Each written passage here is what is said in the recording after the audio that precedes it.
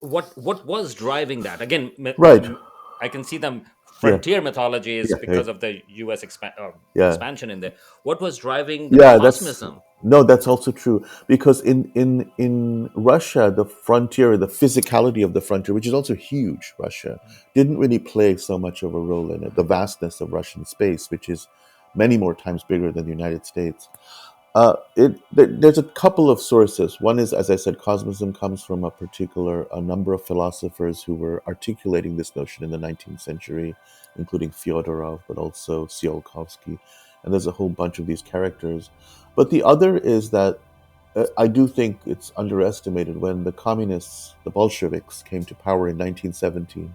They brought with them a kind of a deep commitment to science and technology. They completely tried to remake the Soviet Union into this um, modern industrial country. But in the 1920s, there was an explosion of interest in space. So there were science fiction books, movies, theater, artwork, exhibitions. It was unlike any other place in the world, really.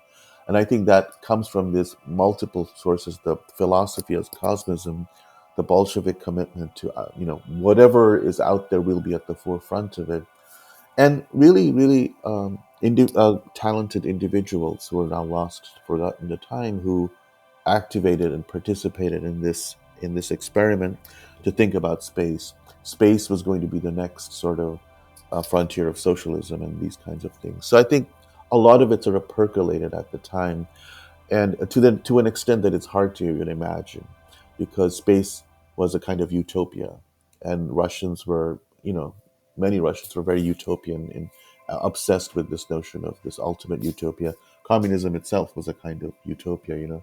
So those kinds of discourses were very much activated at the time, and I think that it has remained in some form or other in modern Russia today.